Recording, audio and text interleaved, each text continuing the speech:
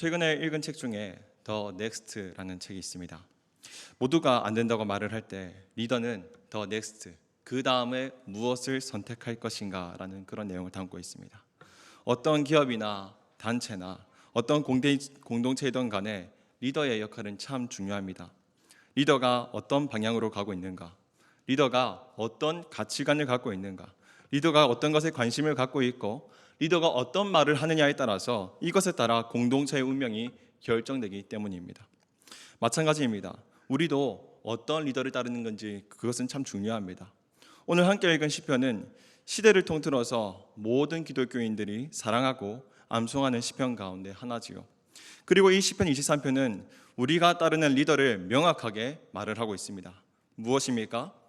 여호와는 나의 목자시니 라고 분명하게 말을 하고 있습니다. 여호와가 나의 목자라고 말하고 있는 것이죠. 사랑하는 성도 여러분, 여호와가 정말 나의 목자라고 믿으십니까? 이 목자가 정말 내가 믿을 만한 그런 분이십니까? 그래서 내 일생을 전부 다 맡기고 살아갈 수 있는 그런 분이십니까? 그렇습니다. 저도 아멘입니다. 여호와가 나의 목자가 되신다고 저도 분명히 믿습니다. 그런데 우리는 이 목자가 어떤 분인가, 우리는 그것을 좀 더 알아볼 필요가 있습니다. 그래서 저는 여러분들과 오늘 함께 목자에 대해서 좀 나누려고 합니다. 왜 여호와가 좋은 목자인지, 왜 내가 부족함이 없는지에서 함께 나누려고 합니다. 오늘 이 말씀을 통해서 오늘 시편을 기록한 다윗의 목자 되신 하나님이 우리의 목자 되신 역사가 일어나시기를 주님의 이름으로 소원합니다. 첫째로 여호와가 좋은 목자인 이유 따라하시기 바랍니다. 여호와는 나를 깊이 아시는 분이십니다. 한 번 더 따라하겠습니다. 여호와는 나를 깊이 아시는 분이십니다. 그렇습니다. 여호와는 나를 깊이 아시는 분이십니다. 그런데 그냥 깊이 아시는 게 아니라 정말로 나를 깊이 아시는 그런 분이십니다. 오늘 본문에 보시면 나의 목자가 보입니다. 나의 목자는 히브리어로 로이입니다. 원형은 라하인데 라하의 뜻은 먹이를 주다, 양육하다, 깊이 관계하다 이런 뜻을 가지고 있습니다. 목자는 그냥 양떼에게 먹을 것을 주고 끝내는 것이 아닙니다. 바로 양육하는 그런 사람입니다. 즉 깊이 관계한다는 뜻이지요. 그래서 여호와가 우리 목자 되신다는 것은 그냥 밥만 주고 마는 것이 아니라 우리와 깊이 관계하시고 우리를 깊이 아시는 분이시라는 뜻입니다. 혹시 동물을 입양해 보신 분이 계십니까? 혹은 동물을 길러보신 분이 있으십니까? 동물을 처음 입양하게 되면 처음 며칠 동안은 이 동물이 음식을 먹지 않습니다. 불안하기 때문이죠. 낯설기 때문입니다. 그런데 주인이 계속해서 사랑을 주고 품어주고 계속 관심을 줄 때 이 동물이 점점점 마음이 풀리기 시작하고 어느 순간 이 사람 나를 해치는 사람이 아니야, 그런 신뢰가 생길 때 그제서야 음식을 먹기 시작합니다. 그래서 목자라는 존재는 단순히 먹이만 주는 존재가 아닙니다. 관계로 먼저 맺어진 존재라는 것이죠. 사실 우리 인간이라는 존재는 죄로 인해 하나님과 완전히 단절되었습니다. 하나님과 관계가 없는 존재가 되었다는 뜻이지요. 하나님의 형상으로 지어졌으나 하나님의 뜻대로 살지 않았습니다. 그래서 마치 들짐승처럼 나 혼자 먹을 것을 찾아다니고 아무거나 입에 집어넣는 그런 존재와도 같았습니다. 돼지를 보면 땅에 떨어진 것이라면 다 입에 집어넣지요. 독이 든 것이든 자기에게 해로운 것이든 분간하지 못하고 눈에 보이는 것은 다 입에 집어넣습니다. 왜 그렇습니까? 그것을 걸러줄 인도자가 없기 때문입니다. 그래서 탕자가 아버지를 떠나 모든 것을 탕진하고 그 끝에 머물게 되는 곳은 어디입니까? 바로 돼지우리였습니다. 우리 말씀 읽어보겠습니다. 가서 그 나라 백성 중 한 사람에게 붙어 사니 그가 그를 둘러보내어 돼지를 치게 하였는데 그가 돼지 먹는 쥐엄 열매로 배를 채우고자 하되 주는 자가 없는지라. 아멘. 이렇게 세상에 아무거나 받아먹고 독인지도 모르고 먹는 존재가 바로 우리 인간입니다. 그런데 예수님이 돼지 같은 우리를 위해 오셨고 우리의 목자가 되어 주었습니다. 이제 예수님이 오심으로 말미암아 우리는 더 이상 아무거나 주워 먹을 필요가 없게 되었습니다. 하나님이 나의 모든 것을 아시고 로이, 나의 목자가 되어 주셨기 때문입니다. 이전에 사역했던 교회 교육자 사무실은 바깥에 뻥 뚫린 로비 옆에 또 주차장이 있었습니다. 그래서 아마 아파트 경비실과 같은 그런 느낌의 장소였습니다. 그래서 그런지 교역자 사무실은 창문을 통해서 누구나 쳐다볼 수 있는, 들여다볼 수 있는 그런 공간이었습니다. 그러다 보니까 지나가시는 집사님이 창문을 통해서 들여다보시기도 하고 구걸하시는 분들이 창문을 통해서 들여다보기도 하고 그런 열려있는 공간이었습니다. 솔직히 교역자 입장에서는 조금 불편한 그런 공간이기도 했습니다. 하지만 그럼에도 불구하고 반가운 시간이 있었습니다.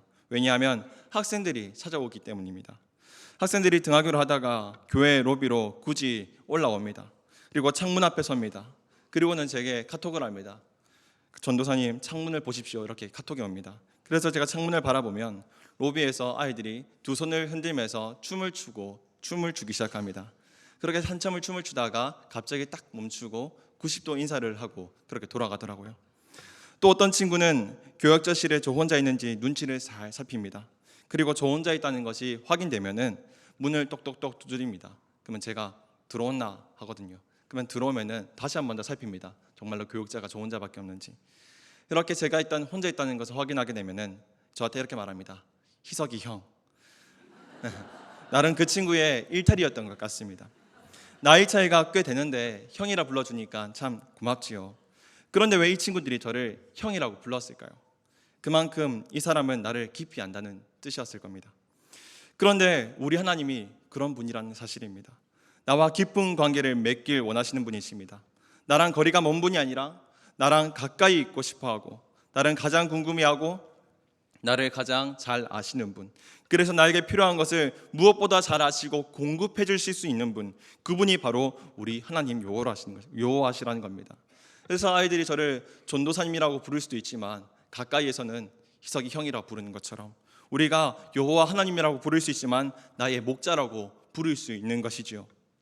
이번에 저는 여름 성경학교에서 하나님의 나라를 구해요라는 주제로 말씀을 전했습니다. 그리고 아이들에게 예수님이 가르쳐 주신 기도를 함께 나누었습니다. 여러분, 주기도문의 첫 마디가 무엇입니까? 하늘에 계신 우리 아버지여 이지요. 이 첫 마디가 얼마나 감격스러운지 모릅니다. 우리가 매일 기도할 때마다 외치는 하늘에 계신 우리 아버지요, 이 가르침은 우리에게 영광스럽고도 기적과 같은 그런 기도입니다. 예수님께서 우리에게 기도를 가르치실 때에 하나님을 아버지로 가르치셨습니다.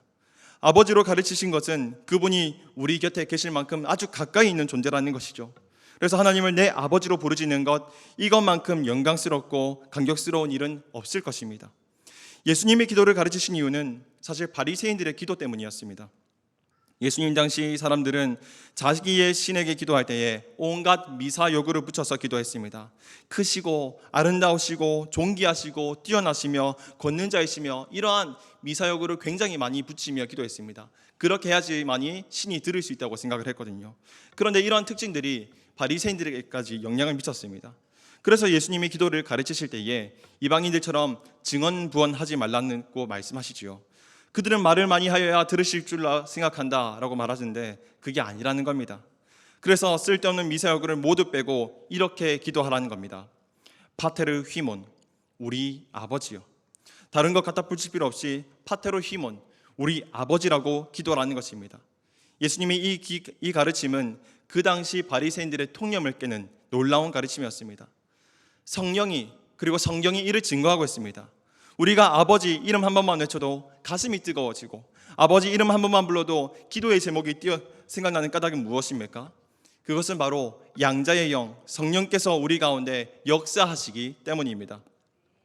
그래서 나의 아버지는 나의 모든 것을 깊이 아시는 분이십니다.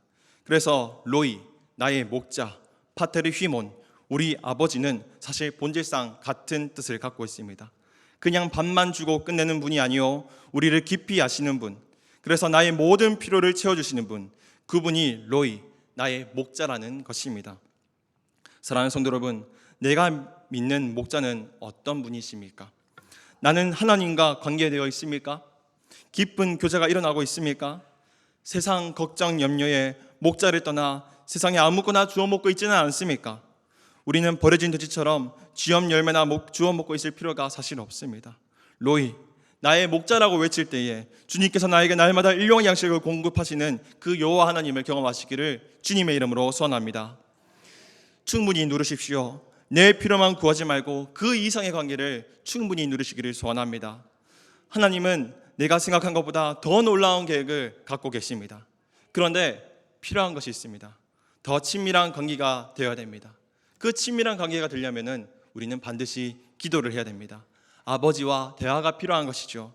그래서 오늘 이 자리에 정말 하나님을 사모하고 주님의 음성을 듣기를 사모하는 자들에게 정말 이 목자 되신 여호와 하나님께서 여러분들과 함께 하시는 역사가 일어나시기를 주님의 이름으로 소원합니다. 두 번째입니다. 여호와가 좋은 목자인 이유. 따라합시다. 여호와는 나를 끝까지 찾으시는 분이십니다. 여호와는 나를 끝까지 찾으시는 분이십니다. 그렇습니다. 우리 하나님은요, 자기 양을 찾으시는 분이십니다. 그런데 그냥 찾는 것이 아니라 끝까지 찾으시는 분이십니다. 내가 아무리 큰 죄를 지었다 할지라도, 오랫동안 방황했다 할지라도 나를 포기하지 않습니다. 내가 돌아올 때까지 끝까지 우리를 찾으십니다. 구약을 가만히 보면은 직업이 목자였던 인물들이 참 많습니다. 야곱도 목자였고, 다윗도 목자였고, 모세도 목자였습니다. 그래서 이스라엘 백성들은 목자의 삶이 어떠한 삶인지 잘 알고 있습니다. 단순히 양을 먹이기만 하는 존재가 아니라 양 한 마리 한 마리 모두의 특징을 알고 있습니다. 그래서 양 한 마리마다 이름을 붙여가면서 키웁니다. 그리고 양 한 마리가 사라졌을 때 끝까지 찾는 존재가 바로 목자의 존재입니다. 어제도 초등 일부 아이들과 물놀이를 다녔는데 각 반 선생님들께서는 친구들을 한 명 한 명 맡으시고 옆에 딱 붙어서 함께 놀았습니다. 이 친구가 물에 빠지진 않을까? 이 친구가 갑자기 추워하지 않을까? 이 친구가 놀다가 갑자기 길을 잊어버리지 않을까? 그렇게 걱정하여서 그렇게 학생들 옆에 딱 붙어서 함께 놀았습니다. 목자가 그런 존재가 아니겠습니까? 내 양이 사라지면 사라졌네 하고 마는 존재가 아니라 옆에서 지키시고 사라지면 끝까지 찾으시는 분이 바로 우리 여호와 하나님이시라는 것입니다. 우리가 새벽에 계속해서 은혜를 나누고 있는 본문이 있죠. 이사야서 말씀입니다. 이 이사야서와 같은 이 선지서의 공통적인 주제가 있는데 그것은 심판입니다. 이스라엘 백성이 하나님을 떠나 범죄하였고 그래서 주님께서 심판하신다는 것입니다. 그러나 그 심판은 영원한 것이 아니라 다시 돌아오라, 다시 회개하라 라는 하나님의 뜻이 담겨 있는 것이죠. 대표적으로 호세아서입니다. 하나님은 호세아를 불러서 정말로 말도 안 되는 명령을 하십니다. 우리 호세아 1장 2절 말씀을 함께 읽어보겠습니다. 여호와께서 처음 호세아에게 말씀하실 때에 여호와께서 호세아에게 이르시되 너는 가서 음란한 여자를 맞이하여 음란한 자식을 낳아라. 이 나라가 여호와를 떠나 크게 음란함이니라. 아멘. 여러분 상상해 보십시오. 일생에 단 한 번만 있는 결혼식을 자기 몸을 함부로 다루는 사람과 결혼한다고 생각해 보십시오. 그것만큼 저주스러운 인생이 무엇이 있겠습니까? 그런데 주님은 음란한 여자 고멜을 만나서 음란한 자식을 낳으라고 명령합니다. 여기서 말하는 음란한 자식은 호세아의 씨로 생긴 자식이 아니라 모르는 난자와 간음하여 생긴 자식을 이야기합니다. 요즘 초등 일부 친구들은 저만 보면은 제게 아직 있지도 않은 자녀들의 이름을 지어줍니다. 오희주, 오다희 여러 가지 이름을 지어줍니다. 아마 학교에서 좀 괜찮은 이름에다가 오씨를 붙여서 괜찮다 싶으면 저에게 일러주는 것 같습니다. 그런데 하나님께서도 호세아의 아들 자녀들의 이름을 정해주시는데 축복받아야 마땅한 이 아이들의 이름에 끔찍한 이름을 지어줍니다. 자식의 이름은 이스르엘, 로루하마, 로암미 총 3명입니다. 첫째 아들 이스라엘은 하나님이 예후를 통해 아합과 이세벨을 쳐 죽였던 장소가 이스라엘입니다. 즉 죽음을 의미하고 심판의 장소를 의미합니다. 둘째 딸 로루하마는 합성어인데 로 아니라는 뜻과 루하마 긍휼히 여기다라는 뜻이 합쳐서 내가 긍휼히 여기지 않겠다, 즉 구원하지 않겠다라는 뜻입니다. 그리고 셋째 아들 로암미도 똑같이 로 아니라는 뜻과 암미 백성이라는 뜻이 합쳐서 내 백성이 아니다라는 저주의 이름을 주었습니다. 사랑하는 성도 여러분, 만일 내 자식의 이름을 이렇게 지으라고 하는 사람이 있다면 그 사람과 편하게 지낼 수 있을까요? 첫째 아들의 이름은 끔찍한 심판의 장소요, 둘째 딸은 구원하지 않겠다는 뜻이며 셋째 아들의 이름은 내 백성이 아니라는 뜻인데 이런 신을 과연 섬길 수 있겠습니까? 결혼부터 시작해서 내 자식이 아닌 아이를 내 자식처럼 돌봐야 하고 끔찍한 이름을 지어줘야 했던 호세아가 얼마나 괴로웠겠습니까? 그런데 이것에는 하나님의 놀라운 뜻이 담겨 있습니다. 완악한 인간은 이렇게 해야만 하나님의 마음을 이해할 수 있기 때문입니다. 하나님의 마음이 호세아의 마음과 같이 찢어지는 마음이기 때문입니다. 나의 이스라엘 백성이 이런 음란한 고멜과 같다는 것이죠. 이런 이스라엘 백성이 죄와 동침하여 심판을 낳고 구원받지 못함을 낳고 내 백성이 아님을 낳았습니다. 그리고 고멜은 구원했음에도 불구하고 습관적으로 죄를 지었습니다. 습관적으로 애인을 만들었고 습관적으로 사창가로 갔고 결국은 노예시장에 팔려가게 되었습니다. 이 정도면은 아내를 포기해야 되죠. 그런데 우리 하나님은 호세아에게 이렇게 명령합니다.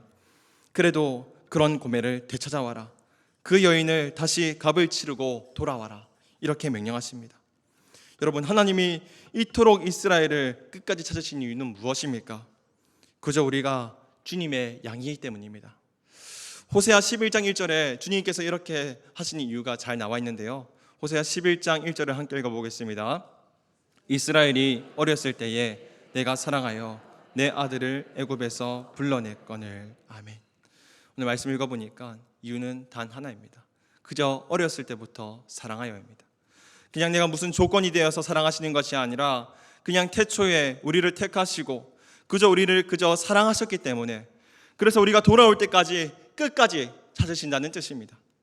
사랑하는 성도 여러분, 여호와가 좋은 목자인 이유는 무엇입니까? 우리를 끝까지 찾으시는 목자이기 때문입니다.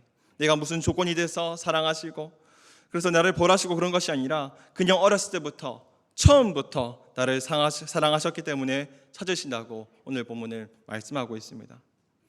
한 번은 수학 영재로 소문난 10살짜리 아이가 방송에 출연한 적이 있습니다. 그런데 이 아이에게 무슨 문제가 있었던 모양입니다. 수학을 잘해서 방송에 나온 것이 아니라 가정 상담과 관련해서 방송에 출연하게 된 것입니다. 그래서 정신과 선생님은 아이의 집에 찾아왔습니다. 이 아이는 훌쩍거리면서 옆으로 돌아서서 선생님의 얼굴을 쳐다보지도 않은 채 선생님에게 공책을 이렇게 쭉 내밀었습니다. 자, 문제 내봐요. 저 다 풀 수 있어요. 이렇게 말을 하더라고요. 선생님이 묻습니다. 왜? 아이가 다시 말을 합니다. 저 문제 다 잘 풀어요. 2차 방정식도 할 줄 알고요. 근해 공식도 할 줄 알아요. 어서 문제 내봐요. 저 문제 잘 풀어요. 그러나 선생님은 여전히 옆으로 돌아서서 훌쩍이는 아이를 지그시 쳐다봅니다. 그리고 선생님은 아이의 등가슴 위에 손을 얹으며 나지막하게 이렇게 말을 합니다. 나는 수학 문제보다 다소리가 더 궁금한데? 이 말을 듣자마자 이 아이는 옆으로 돌아섰던 얼굴을 다시 돌이켜서 처음 보는 선생님 가슴팥에 옷이 팔듯 얼굴을 부비며 펑펑 서럽게 울었습니다. 여러분, 우리 하나님의 사랑이 이런 사랑입니다. 조건 없는 사랑입니다. 수학을 잘해서 사랑하는 것이 아니고 좋은 직업을 가졌다고 사랑하는 게 아닙니다. 그냥 내 존재 자체를 조건 없이 사랑하시는 분이십니다. 하나님은 우리를 택하실 때에 조건 없이 나 자체를 사랑하셔서 우리를 택하셨다는 사실입니다. 하나님은 지금도 나를 찾고 계십니다. 호세와 같이 찢어지는 마음으로 찾고 계십니다. 사창고로 들어간 아내를 찾는 심정으로, 노예시장에 팔려간 내 아내를 찾는 심령으로 한 영혼을 찾고 계십니다. 사랑하는 성도 여러분, 나의 삶은 어떻습니까? 고멜과 같지 않습니까? 회개를 하지만 다시 죄를 짓고 용서하시면 또다시 죄에 내 몸을 팔고 있는 고멜의 모습이 나의 모습 아닙니까?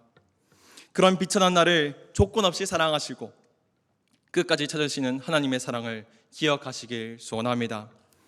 이것이 우리가 믿는 목자입니다. 그래서 여호와는 나의 목자시니 내게 부족함이 없다, 이렇게 고백을 할 수 있는 것이지요. 그리고 그 입으로가 아니라 온 마음으로 우리가 주님을 따를 때에 그분이 내 안에 거하심을 경험하시기를 주님의 이름으로 소원합니다. 마지막입니다. 마지막 나누기 전에 한번 복습을 하도록 하겠습니다. 여호와가 좋은 목자인 이유는 무엇입니까? 여호와는 나를 깊이 아시는 분이시기 때문입니다. 두 번째는 무엇입니까? 여호와는 나를 끝까지 찾으시는 분이시기 때문입니다. 마지막 세 번째 나누도록 하겠습니다. 따라하십시다. 여호와는 자기의 목숨도 버리시는 분이십니다. 한 번 더 따라할까요? 여호와는 자기의 목숨도 버리시는 분이십니다. 우리 요한복음 10장 12절 말씀을 함께 읽어보겠습니다. 시작. 삭구는 목자가 아니요 양도 제 양이 아니라 이리가 오는 것을 보면 양을 버리고 달아나나니 이리가 양을 물어가고 또 해치느니라. 아멘. 예수님께서는 목자에 대해 가르치실 때에 삭군에 대해 가르치십니다. 그런데 삭군은 목자가 아니라고 이렇게 가르치시고 계십니다. 여러분, 그런데 생각해 보십시오. 삭군이 목자가 아닙니까? 여러분, 이 세상에는 내 직장이 내게 합당한 처우, 합당한 월급을 주지 않으면 그 회사를 다니지 않지요. 즉, 받은 만큼 일하는 게 우리의 일반적인 상식입니다. 그런데 삭군도 그렇습니다. 사실 세상 모든 사람들이 삭군이라 할 수 있죠. 받은 만큼 일합니다. 예수님 시대의 목사도 그렇습니다. 받은 만큼 일했습니다. 받은 만큼 땀 흘려 일하는 것만큼 정직한 삶이 어디 있습니까? 그런데 우리 예수님께서는 삭군은 목자가 아니라고 말을 하고 계십니다. 왜 그렇습니까? 삭군은 목숨값은 받지 않았기 때문입니다. 굳이 리스크가 있는 일은 하지 않는다는 것입니다. 그러나 우리 주님은 여호와는 어떤 목자인지 11절에서 잘 설명하고 있습니다. 우리 11절 말씀도 보겠습니다. 나는 선한 목자라. 선한 목자는 양들을 위하여 목숨을 버리거니와. 아멘. 선한 목자는 자기 양들을 위해 목숨을 버립니다. 이것이 우리가 따르는 목자입니다. 이방 종교를 보십시오. 가까이 부처만 보더라도 부처는 그냥 자기 자신만 열반에 오르기 위해서 경지에 오르려고 합니다. 철저히 개인주의적이죠. 그래서 2023년도 종교 호감도 조사를 보면 53%로 불교가 독보적으로 호감도가 높습니다. 왜 그렇습니까? 남을 귀찮게 하지 않기 때문입니다. 반면에 기독교는 호감도 조사에서 몇 프로 정도 나온 줄 아십니까? 호감도가 33%로 불교의 절반 정도에 해당합니다. 왜 그렇습니까? 남에게 극도로 관심이 많기 때문입니다. 이런 개인주의 사회에서 기독교만 계속 남에게 퍼다주고 계속 사람을 만나고 기도해주고 울어주니까 이 개인주의 사회에서는 귀찮은 겁니다. 그래서 싫어하는 겁니다.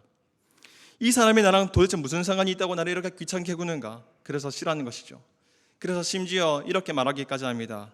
요한복음 10장 20절 말씀 읽어보겠습니다. 그 중에 많은 사람이 말하되 그가 귀신 들려 믿었거늘 어찌하여 그 말을 듣느냐 하며.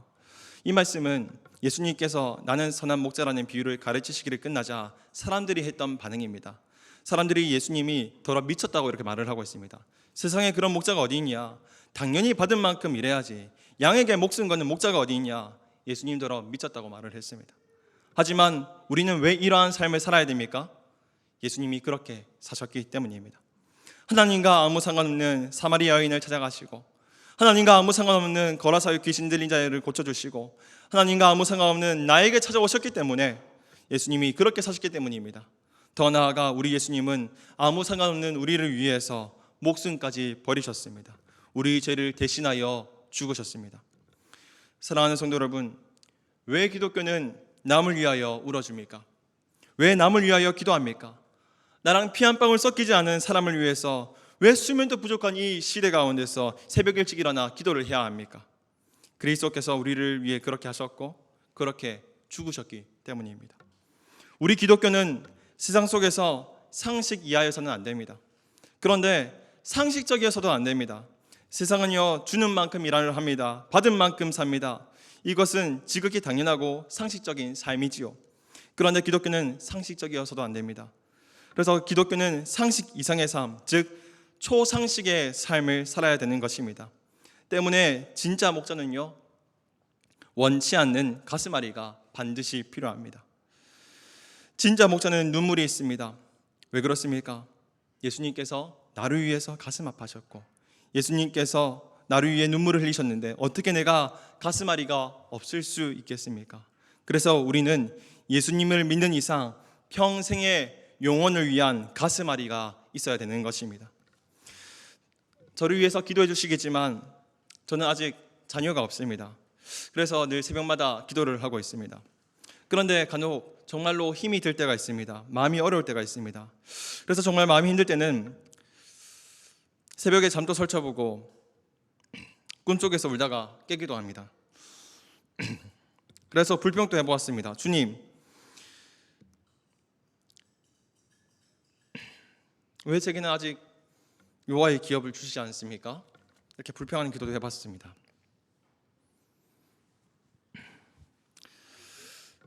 그런데 제가 하늘샘교회에 오고 평원을 맡으면서 주님께서 제 기도를 바꾸셨습니다. 제게 맡겨진 목장을 보게 하시고, 제게 맡겨진 초원을 보게 하시고,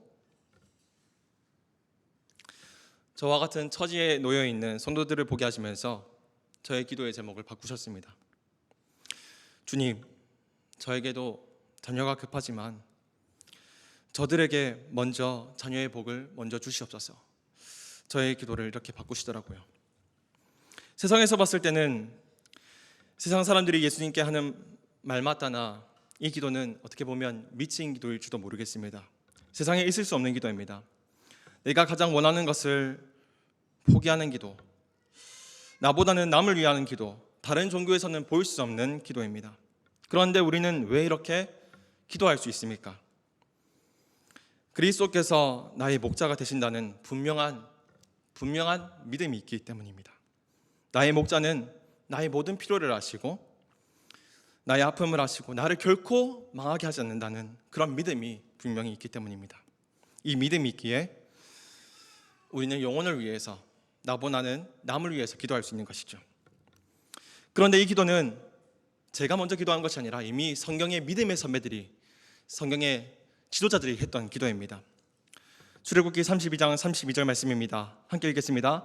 그러나 이제 그들의 죄를 사하여 주시옵소서. 그렇지 아니하시오면 원하건대 주께서 기록하신 책에서 내 이름을 지워버려 주옵소서. 모세가 이렇게 기도했습니다. 그리고 바울도 이렇게 기도합니다. 로마서 9장 3절입니다. 나의 형제 곧 골육의 친척을 위하여 내 자신이 저주를 받아 그리스도에게서 끊어질지라도 원하는 바로라. 아멘. 여러분, 이런 기도를 어느 종교에서 할 수 있겠습니까? 세상에서 누가 이렇게 기도할 수 있습니까? 우리 기독교만이, 목자만이 이렇게 기도할 수 있는 것입니다. 내게 맡겨진 양들을 구원할 수 있다면 내 이름이 생명책에서 지어진다 할지라도 상관이 없습니다. 이것이 예수님께서 가르치신 너희는 먼저 그의 나라와 그 의를 구하라는 기도입니다. 그리고 예수님은 이렇게 기도를 가르치실 뿐만 아니라 이대로 사셨습니다. 그의 나라를 위해서 이 땅에 오셨고 그의 뜻을 위하여 십자가에서 죽으셨습니다. 우리 목자 예수께서 그렇게 사셨기에 우리도 그렇게 기도할 수 있는 것입니다. 세상이 할 수 없는 기도, 세상이 감당할 수 없는 기도, 이런 기도를 할 수 있는 힘은 나의 목자 되신 예수께서 나를 결코 망하게 하지 않으실 것이라는 분명한 믿음이 있기 때문입니다. 말씀 정리하겠습니다. 여러분, 왜 우리가 믿는 예수님이 좋은 목자입니까? 그것은 우리를 깊이 아시기 때문입니다. 나의 필요한 모든 것을 아시기 때문입니다. 둘째로 우리를 끝까지 찾으시기 때문입니다. 내가 죄를 지었다 할지라도 돌아올 때까지 끝까지 찾으시기 때문입니다. 셋째로 우리를 위해 자기 목숨을 버리시기 때문입니다. 그래서 생명을 다해 우리를 구원하시기 때문입니다. 그래서 우리가 시편 23편 1절 말씀을 읽을 때에 우리는 한없이 감사한 것입니다. 여호와는 나의 목자시니 내게 부족함이 없으리로다. 아멘. 우리 이제 들은 말씀을 기억하시면서 함께 기도했으면 좋겠습니다.